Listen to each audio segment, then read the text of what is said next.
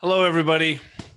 Today, we're going to talk about a conversation that is essential for anybody in a leadership role. And what is a leadership role? I believe that is every one of us, because we are in a place to have a positive influence on others. I think that makes you a leader. My son can be a leader on his baseball team. I can be a leader right out of college, working at my first job. I can be a leader running an organization. I might have more people to have influence on. And one of the jobs, though, of a leader is having some of those difficult conversations, some of those courageous conversations, either with people around us, giving feedback, being able to receive feedback. And one of my friends, Ford Taylor, he's going to be on with me next week, really diving into how to have some of these conversations. So that would be part two, is what do we do when we're in conversation or we meet people that don't share our core beliefs? We don't feel like they share our values. Maybe we tend to put a label on them. And I think what is epidemic in our world right now is we see other people as objects versus seeing them as people and the value and the worth that they have.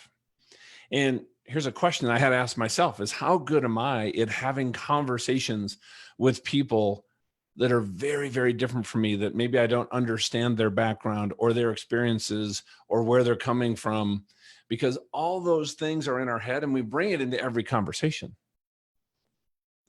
Maybe somebody's been through some things I can't even relate to, and maybe the way that I say something can even trigger something or bring up emotions and feelings that they don't even know how to process, but it's showing up in how they have a conversation. And so I always have to tell myself, you know what, there's always something about that other person that I just don't know and understand. So we're going to talk about creating this safe place to have these courageous conversations, because we can only do that if we become a safe person. And I had the privilege yesterday of listening to a panel through a group that I'm in of 6 African-American amazing men and women. And Dr. Johnny Parker, if anybody knows who he is, was on there, and he shared this framework on how to have this courageous conversation. I just want to share it with you as food for thought. And as you listen to this, what is one thing maybe you can do differently, one small thing to make just maybe a small step forward in your own life? Because this applies to the conversations we're having in our society right now.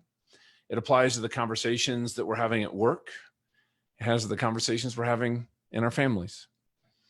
Okay, so the first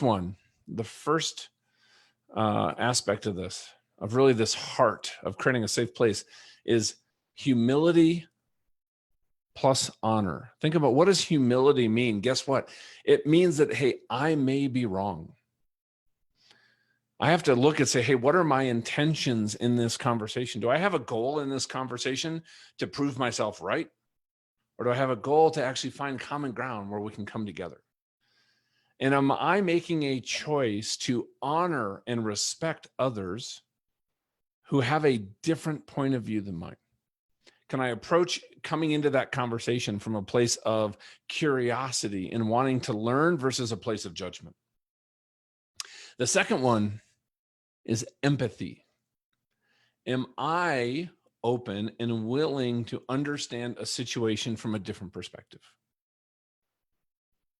Am I willing to ask, hey, what do you want me to hear that I'm not hearing? Because think about how many times in our life you're in the work situation and somebody comes in, or you ask somebody a question and they answer a question that you didn't ask because they weren't listening. They weren't really trying to understand your situation, where you were coming from. Am I willing to be awkward? Am I willing to be curious and lean into the awkward? Am I willing to ask, hey, when you said this, maybe I felt resentful or disrespected or defensive when somebody said something. And instead of responding from that place of that emotion, what if I can move that aside, or at least manage it, and ask them, hey, when you said that, what did you actually mean? A great way to do that in coaching, there's something called neutral language. Hey, when you said privilege, what kind of privilege is that? When you said, I need help, what kind of help is that? If you just repeat the word, you are going to allow yourself to stay neutral and not bring any critical or judgmental spirit into it. The fourth one is receptive. Are you willing to be more interested in hearing their, let me rephrase that. Are you more interested in kind of hearing your story and sharing your story? Or are you more interested in hearing their story? And I think if we could just focus on actually really listening and hearing other people's stories. I remember reading a long time ago in How to Win Friends and Influence People that Dale Carnegie would show up. And his goal was not to talk.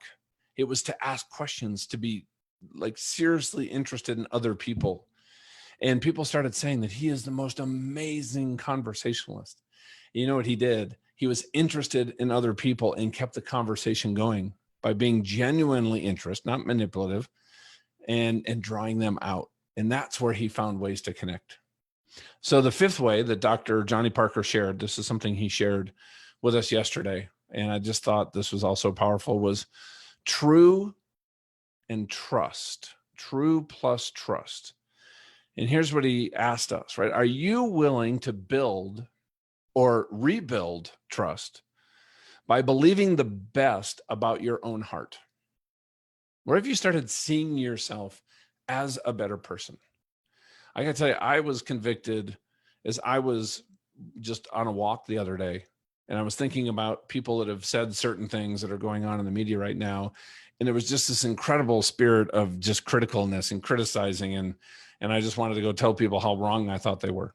Here's what I realized is that's somebody God created who loves infinitely. And there is good there. And what if I actually sought to understand what was behind it, right? Are you willing to slow down and maybe ask 3 questions to yourself about how you're showing up? First one is it true? What you're about to say, is it kind?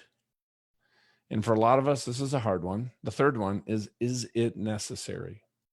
What you're about to say. So think about those. When we create a safe place where people can come share feedback with us, have conversations, and they know that there's not going to be blowback. We're not going to go gossip about them afterwards. We're not going to hold it against them down the road, but we're actually there because we want to understand. And in that understanding, we can actually build relationships, build trust. And in building trust, you can change an organization overnight, a family, even a society, right? And I think that's where we need to head to. So I just wanted to share that with you. Next week, we're going to be really digging into actually how to have some of these conversations and show up like this. So anyway, you guys are awesome. Love y'all. And I look forward to talking to you again soon. Please post below if you heard something that really stood out to you, or maybe one thing that you might do next, or a small change that you could make. I'd love for you to, in your vulnerability, that's a little vulnerable type question, but share that. All right. You guys have a great one.